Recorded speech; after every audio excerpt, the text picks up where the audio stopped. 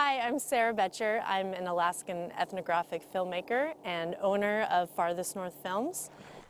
For the last couple years, I've been working as the filmmaker for Sustainable Futures North, based primarily at the University of Alaska Fairbanks, a project that explores interactions among food, water, energy security, and community sustainability. I directed, filmed, and edited Tied to the Land, Voices from Northwest Alaska. This 6-part film series showcases how 10 Northwest Alaskan villages are seeking ways of adapting to rapid changes in climate, weather, and development. You will be immersed into the daily lives of active hunters, fishers, and gatherers by air, land, and sea. And I hope you enjoy watching Tied to the Land film series.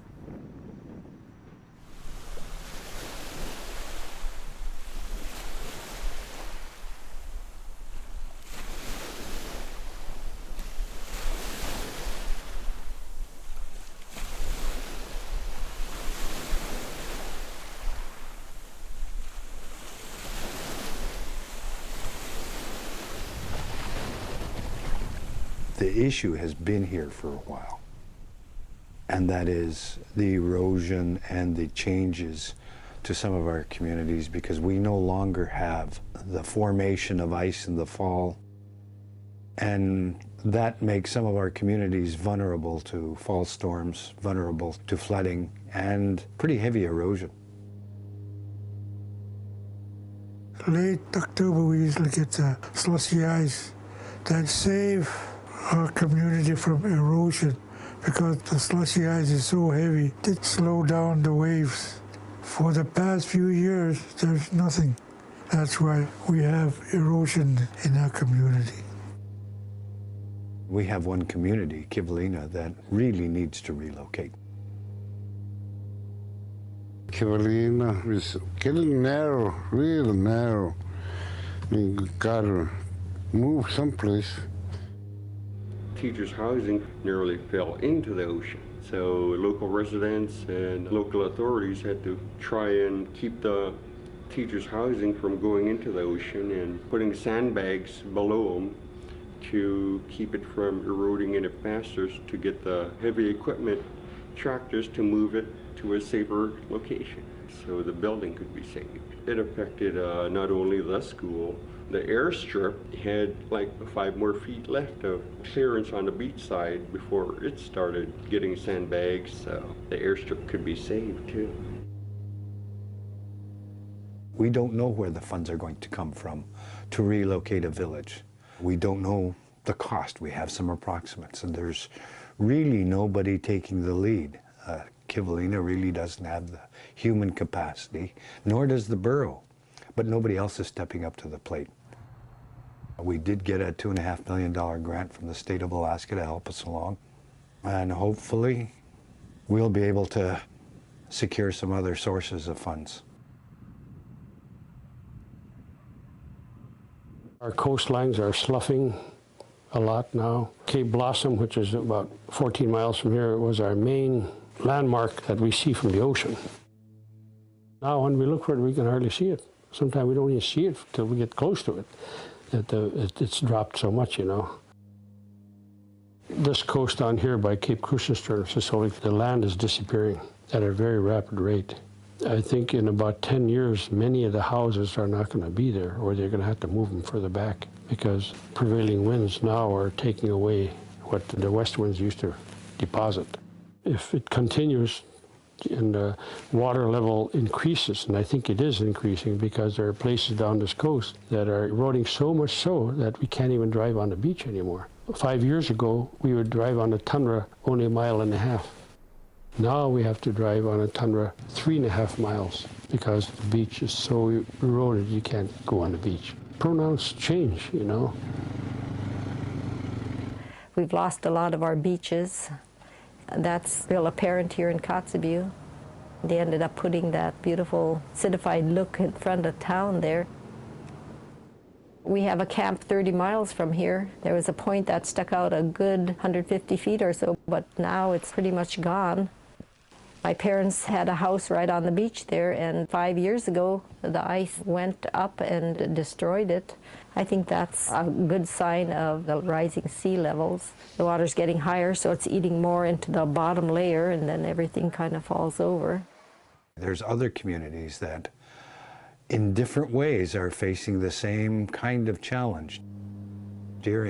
Sometimes during those same storm surges, if there's food or medicine or people coming in, they can't get from the airport to the community. So it's about health and life safety. The water don't get on our roads or anywhere up here. We're high now. But the road to the airport always is covered. This spring, high water washed out most of the road. They couldn't get across because the water was too deep, so we didn't have a plane for 5-6 days, I guess. For many of our communities, including the borough, we are very dependent on the capital budget of the state of Alaska. Oftentimes, our communities can get the gift of a piece of heavy equipment. We were able to get some funds to do some regional heavy equipment maintenance and repair. That's how we got that crane we had. Used that to put the blocks in for the seawall. We had 18 people, all local help working on that. That area where it is used to be very vulnerable to washing away. Before we built that, when it got rough, it used to go under the school building. In fact, it helped because you could see there's more beach again. We had a real violent storm and it held. We have a community on the Noorvik River that's the village of Noorvik. The river is eroding and has been eroding for quite a number of years. And at some point we're going to have to relocate the airport and get some of the homes out of harm's way. As the bank eroded, the river shifted with the erosion. You can see the ice pockets that are actually dripping. Once those ice pockets have melted, then everything else just falls in. The erosion has actually eaten into the access road to the gravel pit, so we're not able to safely travel along that access road anymore. So as projects in the village develop, we won't have access to our gravel source anymore. And that's a key factor in determining whether or not we do have work in town or not. Because you got to build gravel pads for most projects. Along the banks where it's getting eaten away, it used to be a lot closer toward the grassy area over there when I was a lot younger.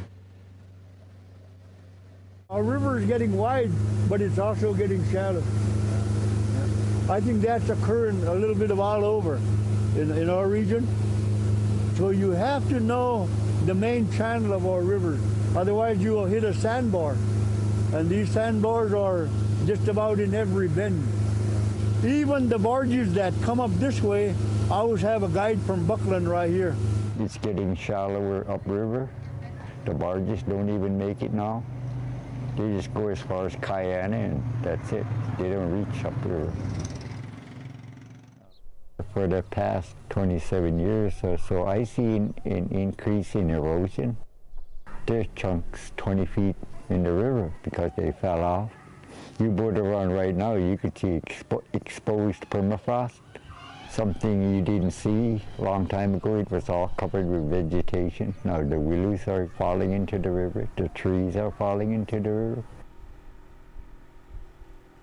There's so much erosion because of strong storms. We had a hurricane that went through 2 years ago. The wind blew 100 miles an hour, out here, and it's getting more common.